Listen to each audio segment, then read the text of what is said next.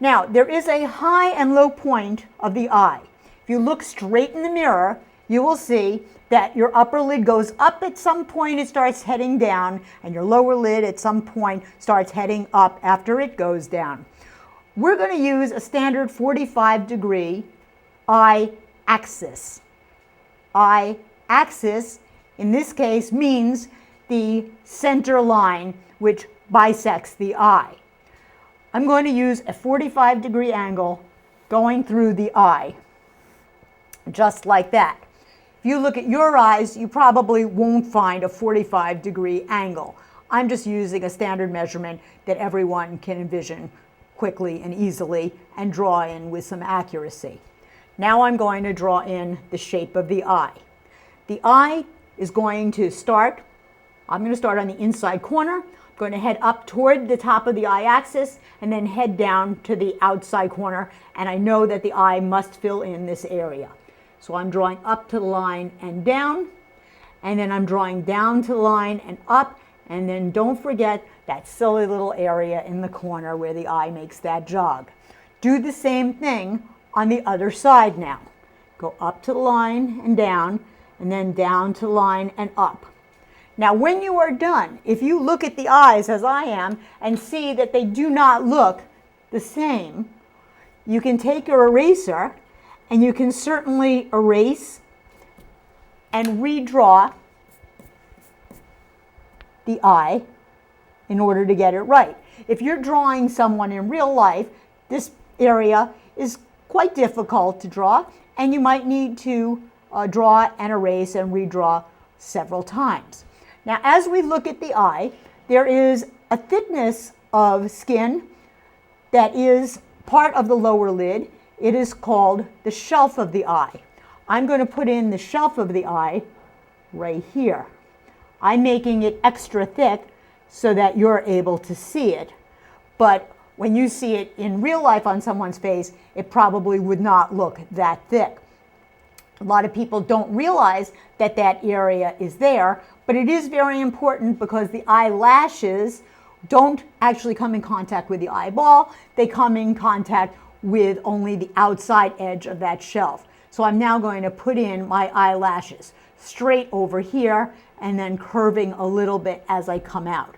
Do the same thing here. It gets a little straighter in the middle and then like that.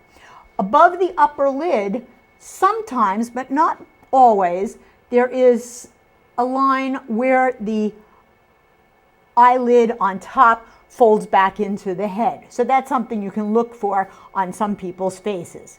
Now the eyebrow, usually the hair will come out at a 45-degree angle, thicker toward the bridge, thinner toward the outside, and as you're drawing it, you can make sure that it does follow the eye orbit top, because it does protect the bone of the brow. And I love doing this part. It's fun. I've now included the eyebrow and can move on to my upper eyelashes. Now usually upper eyelashes will in some way cover up what would be visible as the shelf of the eye on top. But for purposes of this demonstration, I'm going to put these in as though they were false eyelashes coming up and away from the eye. But this is not what you would see on most people's faces. We're now going to move on to what is the most difficult part of the eye, and that is the iris, or the colored part, and the pupil, which of course is the black part of the eye. The reason why my students find this to be the most difficult is because they forget the fact that the iris is circular. It is a perfect circle. And the pupil is a perfect circle as well, that's located right in the middle of the iris. Also, the white of the eye as opposed to the area of the eye that's filled with the iris and the pupil make up about a 50-50 ratio. So we need to remember when we put in the iris, when we put in the iris, it needs to remain circular, and the pupil needs to remain circular right in the middle of the iris. Also, if you look straight into the mirror, you will see that your upper lid, usually, if you're looking straight in the mirror, your upper lid will cover more of the iris on top than on the bottom. Let me repeat that. You will find that the iris is covered up more by the top lid than by the bottom lid. So now we need to put in this circular area, taking up about 50% of the room that we have here. All right, you will notice that I am very, very lightly drawing a circle to make sure that it's not an oval. All right, I now have drawn in something where over here you can see there will be more of the iris covered up on top than on the bottom. I can now take my pencil or whatever drawing material you're using and just put that in a little darker in there. I'm going to do the same thing on the other side, remembering that they need to be symmetrical. Once I get that looking about right, then once again, I can fill that in. Now the next thing I need to worry about is the pupil. Now the pupil must not be placed right between the upper lid and the lower lid, because remember, the iris is going more above the top lid. So actually, if we drew a plus sign in the middle of that iris, that is where the pupil would need to be placed. And once again, try and get them about the same. All right, now we have completed that area. If you want to, you can put in the suggestion of the bottom of the eyeball in here. That's up to you. It's time to move on. We're now going to drop 2 vertical lines from the pupils of the eyes straight down through the C line.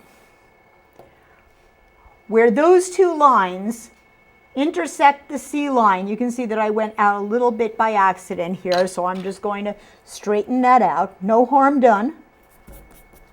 You may not get everything right the first time. Here and here will be where the corners of the mouth are. So if you ever see someone with eyes that are far apart, it's because they have a wide nose and their mouth then would follow wherever the pupils of their eyes are. Let's move on. We're now going to talk about the area of the mouth. The mouth is made up of many different structures, but they all fall within this area, which we are going to refer to as the mouth barrel. I'm going to put in a light line that just misses the corner of the mouth. We don't want to make these really dark, because on most people's faces you will not see this line continue all the way down like this. And if you make it really dark, this person will look like he is a monkey. Monkeys have very defined mouth barrels, sometimes a totally different color of fur. So we can't really exaggerate this, because then he won't look human. The next thing we need to do is put in the chin. The chin could be oval or the chin could be round. We need to come up, though, about 2/3 of the way from the bottom of the egg shape up to C. So I'm going to do that right now. And now I'm going to put in the area that really creates the shape of the upper lip. It is called the philtrum. The philtrum will come in about 2/3 of the way down from the nose, right about there. That sets up our ability to draw the mouth.